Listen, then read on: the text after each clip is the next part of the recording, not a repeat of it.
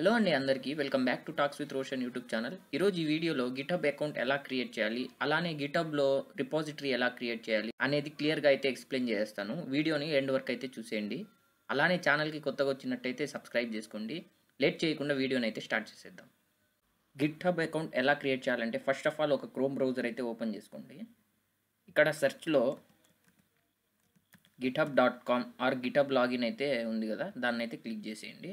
ఇక్కడ sign in to GitHub అని ఉంది కదా, దీని మీద అయితే క్లిక్ చేయండి. ఇక్కడ చూడండి, ఒకవేళ మీకు ఆల్రెడీ గిటబ్ అకౌంట్ ఉంటే ఇట్స్ ఓకే. అండ్ దెన్ ఒకవేళ క్రియేట్ చేయాలనుకుంటే ఇక్కడ కంటిన్యూ విత్ గూగుల్ ఉంది కదా, దీని మీద అయితే క్లిక్ చేసేయండి. కంటిన్యూ విత్ గూగుల్ కొట్టగానే మీకు ఏమేమి మెయిల్ ఐడీస్ ఉన్నాయో, ఏ మెయిల్ ఐడితో మీరు అకౌంట్ క్రియేట్ చేద్దాం అనుకుంటున్నారో ఆ ఈమెయిల్ ఐడి పైన అయితే క్లిక్ చేసేయండి. ఇప్పుడు ఆ ఈమెయిల్ ఐడి పైన క్లిక్ చేయగానే కంటిన్యూ అనే ఆప్షన్ ఉంది కదా, కంటిన్యూ చేసేయండి. నెక్స్ట్ ఇక్కడ మీరు యూజర్ నేమ్ అయితే ఒకటి ఇచ్చేయండి. సపోజ్ నేను రోషన్ ఐటీ 111 అని అయితే ఇచ్చేస్తున్నాను. Next receive email updates, okay check box click చేసుకొని క్రియేట్ అకౌంట్ మీద అయితే క్లిక్ చేసేయండి. అకౌంట్ అయితే వెరిఫై అవుతుంది. వెరిఫై అవగానే మీకు అయితే డాష్ బోర్డ్ అయితే ఓపెన్ అవుతుంది. Verifying account is verified, your account is verified అని అయితే వచ్చేస్తుంది. మీరు ఆ క్యాప్చా చేసుకోగానే వెరిఫైడ్ అని చెప్పి మీకైతే ఒక డాష్ బోర్డ్ అయితే ఓపెన్ అయిపోయింది కదా. ఇక్కడ టాప్ రైట్ కార్నర్లో అయితే ఒక ప్రొఫైల్ ఆప్షన్ కనిపిస్తుంది. దాని మీద క్లిక్ చేసి ఇక్కడ ప్రొఫైల్ ఉంది కదా, దీని మీద క్లిక్ చేయండి.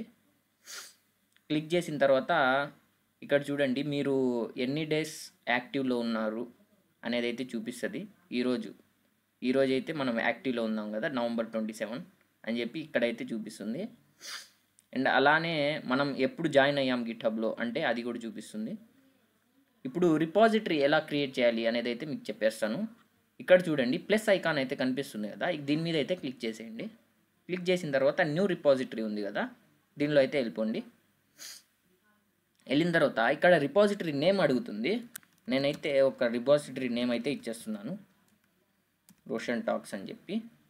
ఇంకా డిస్క్రిప్షన్లో వచ్చి ఫస్ట్ ప్రాజెక్ట్ అయితే ఇచ్చేస్తున్నాను. దాని తర్వాత చూస్ విజిబిలిటీ అనే ఆప్షన్, ఆ ప్రాజెక్ట్ అందరికీ కనిపించాలంటే పబ్లిక్ అయితే పెట్టుకోండి. ఇప్పటికైతే పబ్లిక్ అనేది అయితే పెట్టేస్తున్నాను. యాడ్ రీడ్మీ ఫైల్ అయితే మీ ఆప్షనల్ అనమాట, పెట్టుకుంటే పెట్టుకోవచ్చు లేకపోతే లేదు. అంటే ఎప్పుడు కమిట్ అయ్యాయి లాస్ట్, అంటే డిస్క్రిప్షన్ ఏం రాసాం, రిపాజిటరీ నేము అదైతే మనకి రీడ్మీలో అయితే చూపిస్తుంది.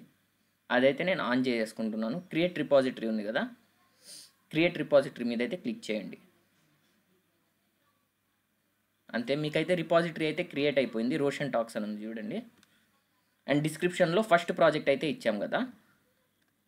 అండ్ ఇక్కడ చూడండి, ఇనిషియల్ కమిట్ అని ఉంది. ఇనిషియల్ కమిట్ ఏంటి అంటే, మీరు రీడ్మీ ఎండి అనే ఫైల్ క్రియేట్ చేశారు కదా, క్రియేట్ చేసి మీరు డిస్క్రిప్షన్లో ఫస్ట్ ప్రాజెక్ట్ అని రాసాం, అందుకని చెప్పి ఇనిషియల్ కమిట్ అయితే చూపిస్తుంది.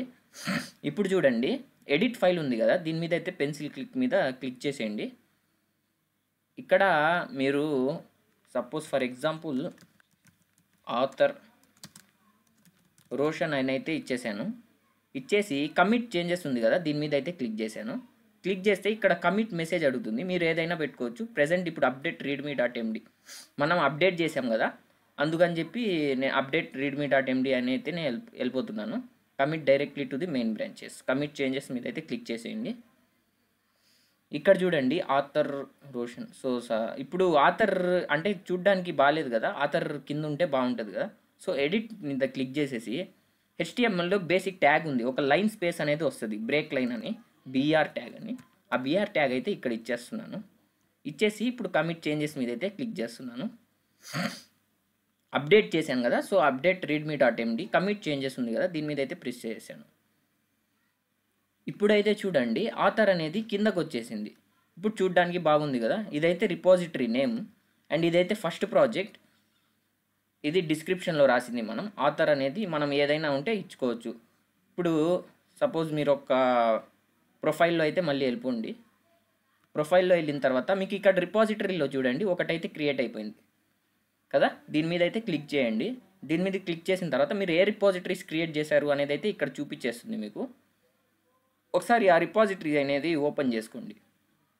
ఓపెన్ చేసుకున్న తర్వాత మీకైతే ఇక్కడ చూడండి ఇనిషియల్ కమిట్ ఉంది కదా, ఇప్పుడు చూడండి కమిట్ అయితే కమెంట్ చేంజ్ అయిపోయింది. అప్డేట్ రీడ్మీ డాట్ ఎండి, ఎందుకంటే మనం ఇక్కడ అప్డేట్ చేసాం కదా, అందుకని చెప్పి అప్డేట్ రీడ్మీ డాట్ ఎండి అనేది అయితే వచ్చేసింది.